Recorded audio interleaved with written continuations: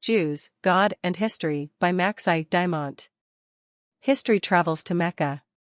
Here in their new homeland in Arabia, the Jews introduced handicrafts, the goldsmith's art, and the date palm, which became to the Mohammedans what the potato became to the Irish.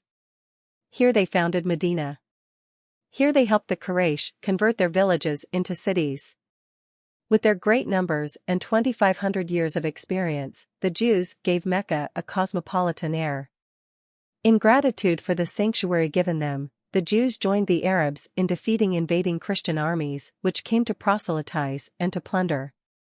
Though Christianity was kept out, Judaism crept in, not by the sword, but by the exemplary conduct of the Jews.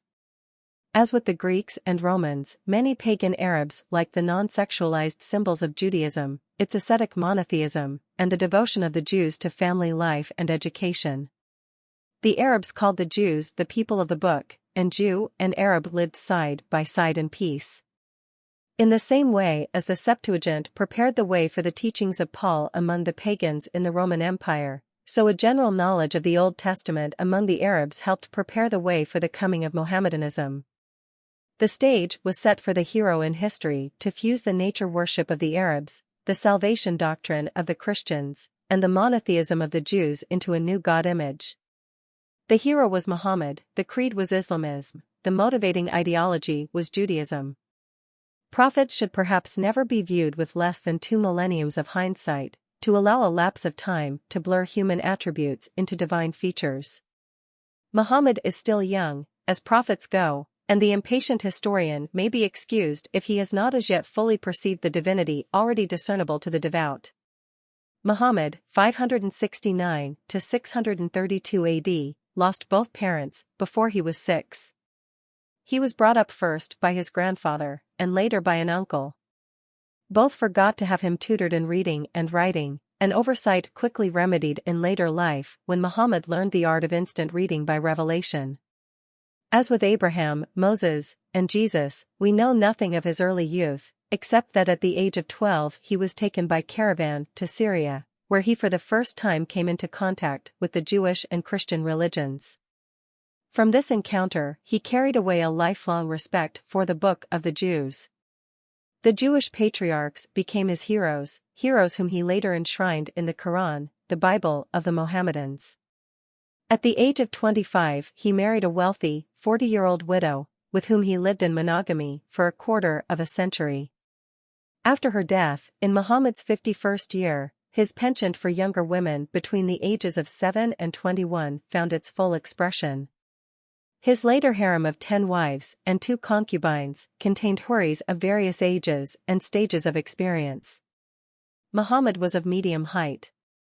His long black hair met his beard, and his beard fell down to his waist. Though he seldom laughed, he had a keen sense of humor, always, however, kept within the confines of dignity. Muhammad was proud of his Arab heritage, but deeply sensitive to the immature paganism of his brethren and their lack of a spirit of nationhood. Like Moses, he dreamed of uniting the dissident, warring tribes into one people, giving them unifying religion, and raising them to an honored position in the world. The wish became father to the deed. The conviction that he was the prophet destined to bring this about for his people grew into revelation. The I and thou encounter between Muhammad and God took place in a cave, where Muhammad, then 40, brooded on the problem of bringing salvation to his people. Here he had an experience which to the faithful was conclusive proof that Muhammad was the true successor to Moses and Jesus, but to the infidels merely confirmation that Muhammad was familiar with the Bible. As unto Abraham, Moses, and Jesus, so God manifested himself unto Muhammad, in the form of the angel Gabriel. The Quran, written by Muhammad, says that Gabriel showed Muhammad a tablet, which, though he was illiterate, he suddenly could read at Gabriel's command. The message stated that Allah, the true God, had appointed Muhammad to be his messenger on earth.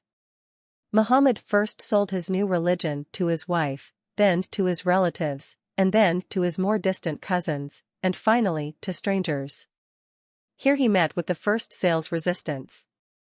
Like the Christians before him, Muhammad made his first converts among the slaves.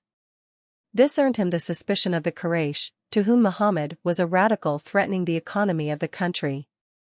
After 10 years of effort, the bitterness was such that in 622 Muhammad had to flee from Mecca to Medina, where he hoped the large Jewish population would support him.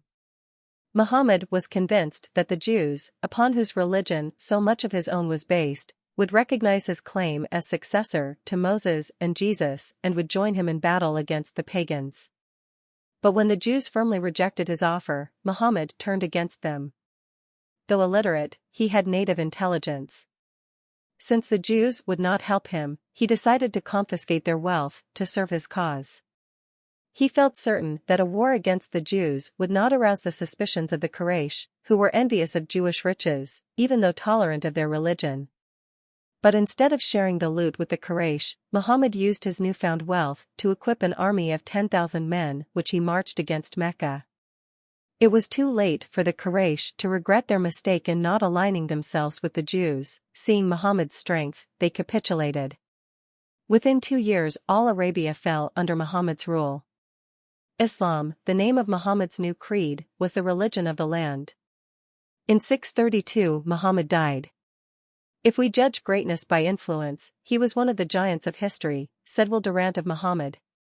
Just Muhammad was the conquering word of Allah, so Abu Bakr, friend and successor to Muhammad, was the conquering sword of Allah. It was Abu Bakr who carried the Quran to a world which was not waiting for it, but which heeded the swish of the scimitar that spread it. In the 6th century, the Arabs were desert nomads. In the 7th century, they were conquerors on the march. In the 8th century, they were masters of an empire that made the Mediterranean a Mohammedan lake. And in the 9th century, they were the standard-bearers of a dazzling civilization, leaders in art, architecture, and science, while Western Europe was sinking deeper and deeper into a dark morass of its own making. One by one, countries in the path of the Arabs fell before their onslaughts: Damascus in 635, Palestine in 638, Syria in 640, Egypt in 641. The defeat of the Sassanid Empire in 636 deserves a sympathetic footnote. The day the numerically inferior Arabs attacked, a sandstorm blinded the superior Sassanid armies. Their defeat was as uncalled for as the defeat of Peter the Great of Russia at the hand of King Karl XII of Sweden at the Battle of Narva in 1700, when 8,000 Swedes won over 80,000 Muscovites because a snowstorm blinded the latter. At the Battle of Poltava, 9 years later, however, Peter, who prudently chose a day in July, had his revenge over the Swedes. The Sassanids too had a second chance, but it ended in disaster, when their army of 150,000 was annihilated by 30,000 Arabs. It was the end of the Sassanid Empire. By 700 AD, the eastern half of the Byzantine Empire and all of North Africa had fallen into the hands of the Mohammedans. In 711 a mixed force of Arabs and Berbers led by a freed slave named Tariq invaded Spain, and by 715 they had crossed the Pyrenees. There was nothing to stop them except bad luck. As in the case of the Huns, who were stopped by the French at the Battle of Chalons, so the French, under the leadership of Charles Martel, stopped the invading Mohammedans at Tours in 732.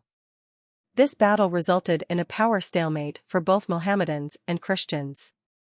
Although the spread of Mohammedanism was checked in the east by the Byzantine Empire and in the west by France, the spread of Christianity into Africa and Asia was checked by the counterforce of Mohammedanism.